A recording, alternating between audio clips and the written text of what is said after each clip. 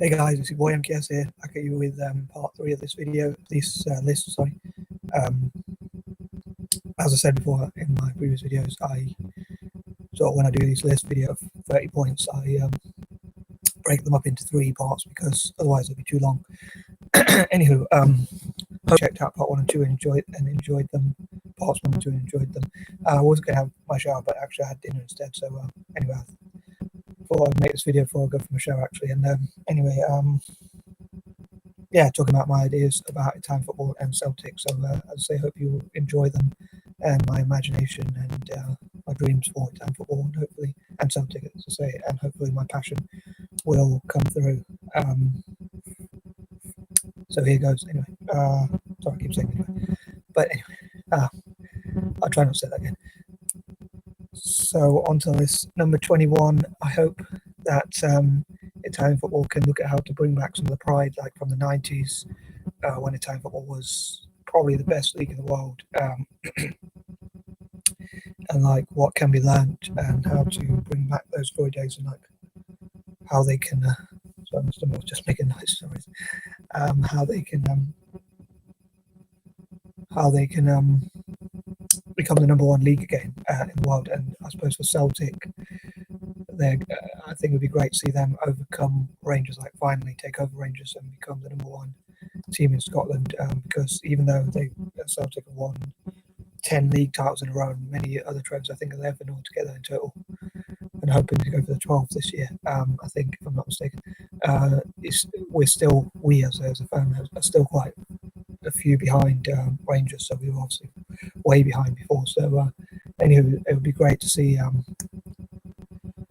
Celtic become the top team in Scotland.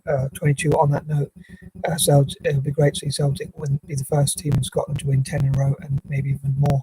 But again, I hope to look at how to bring in new sponsors, brands and companies to invest in Italian football and Celtic respectively, and possibly sometimes again with the partnership between Italian football and Celtic, which I hope to create, like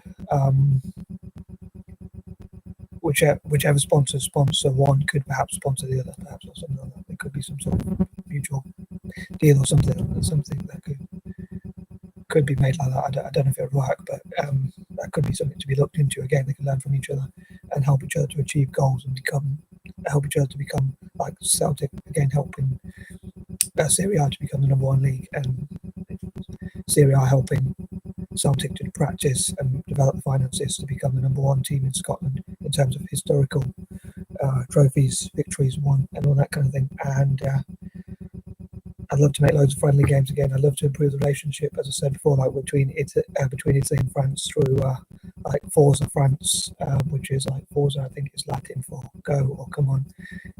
Like England fans say come on England, and I think something like that in it, the sort of Latin equivalent. I think Italian and Spanish and probably Portuguese say it as well. So, and I was given that I love alliterations, like Forza France would kind of go with alliteration as well. So that would hopefully build a relation between Italy and France as well, like being Mediterranean nations, tricolor, Mediterranean nations with a republic. Sorry, Mediterranean republics with a tricolor, something like that, and look at what they have in common rather than what they don't have in common, and improve relations through football. And look at what future sponsors could arise and what new ideas could develop, and look to the future and how to lead in the future, like financially. As I said before, like football is a business, so I think it's really important to look at the financial aspect, and developing youth, and looking at working with politicians to get the best possible tax deals, maybe working with legal teams to ensure that that there's many there's as much tax relief or as many tax breaks as possible for investing in Italian football, and like building football pitches, training facilities, giving footballs to people in Italy, especially young children, so that they can develop. So obviously, like tax is really supposed to benefit a community anyway.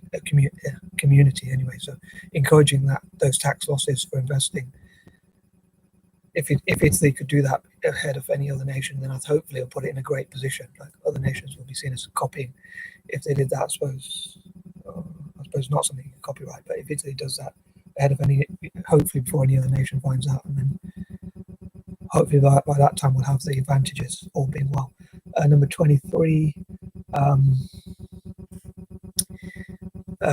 Again, I hope to look at how Italian football and Celtic can fundraise for charity and supporting poor people like from slums, orphanages, and people from disadvantaged backgrounds around the world, supporting war trade, food development, and things like that.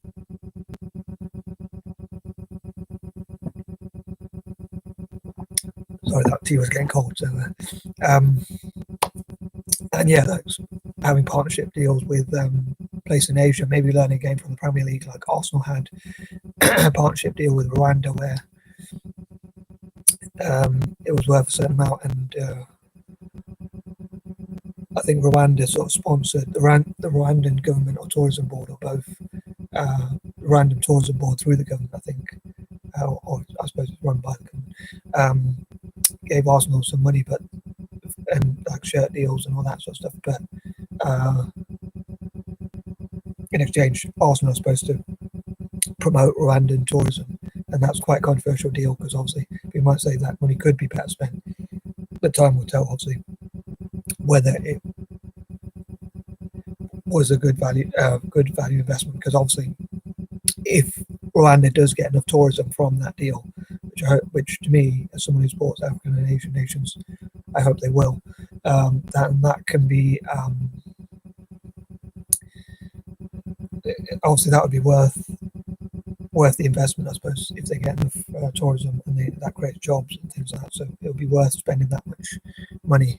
Anyway, so yeah, fundraising events, as many fundraising events for football. Maybe Italy and Celtic could have like penalty shootouts, or even Italy and France. And different teams that I support, I'd love to bring them together through myself, and like I say, have penalty shootouts which help them practice, also like practice together, so that hopefully helps them to have more games, which obviously means they'll hopefully improve in the future because they'll be practicing. Maybe obviously some idea they won't be able to share with each other, because you don't always want, if you're going to play against each other in the future, obviously you don't always want to know what you're going to do, but they might share some of those things. But also like just the fact that they can have little tournaments, like Celtic could do a tour for all the Italian teams especially, and like play against every Serie A team, like a little miniature league, especially at youth level, or do like lots of tours and little tournaments and things like that, 5-a-side and 6-a-side and 7-a-side and 11-a-side and whatever. And again, it could be recorded on YouTube and things like that, like money raised going to charity, and some of that money could go towards helping Celtic or Glasgow as an area, and some could go to Italian football. But much of it will go to like people in Asia, like slums and orphanages, all being well, and things like that, and Africa as well, of course. 24, I hope to I think with Serie A and even Celtic, perhaps to an extent, like working with the Italian national team again, like for youth level, they can help each other practice, give each other more games. So again, the more they play, the more they practice, the more they sort of get out and play more football. So then keeping active and keeping fit, which hopefully will make them be fitter and stronger for the future. So they won't be sitting around on their bums, so to speak, as couch potatoes, but they'll be out there playing against each other and things like that. But yeah, so how the national team can work with Serie A, and again, I hope to develop that partnership between Celtic and the Italian national teams, again, especially at youth level, or when the season's not too busy, because obviously players have to play a lot of games, so they might not have a huge amount of time to play against each other. Obviously, you don't want to get injuries, and you don't want to get too tired for big games by playing too many games in a short space of time, or too many friendlies or stuff like that. But when there's not too many games, and maybe like friendlies as well, so they might not tackle each other so much, so you don't get too many injuries, but you keep each other active and keep each other fit, so to speak. 25, yeah, I hope to look at how many partnership deals Serie A can have, how many sponsorships can invest in Italian football, and again, similar for Celtic, and how to come up with creative ideas. Again, I love to share ideas with other people, or hear from other people's ideas, and look at how Celtic can invest, and Italian football as well, how they can develop 26. I suppose the main reason why I wanted to make these videos is because of my passion. I know I shared the idea before, but especially about China and India, bringing them together, and possibly all Asian nations, especially like Pan-Asianism, especially, and maybe like Italy could have friendly matches with Asian nations, like China and India, and Malaysia, Indonesia, Singapore, the Philippines, all over Asia as well, and like help them to, or maybe like they could have tournaments in different parts of Asia where different Asian nations are invited, and sort of builds Pan-Asianism, but at the same time the deal would also benefit Italian football with more practice, playing against emerging nations and having more opportunities to practice, basically put simply, but at the same time benefiting Asia's economies, and also benefiting Asian unity as well, and helping Asian nations to develop their football as well, and similar for Celtic as well. Again, most of the ideas I apply to one could be applied to the other, although one is an entire league and one is just one team in a league. 27, again, I hope to have like a list of the top sponsors, which again I hope will encourage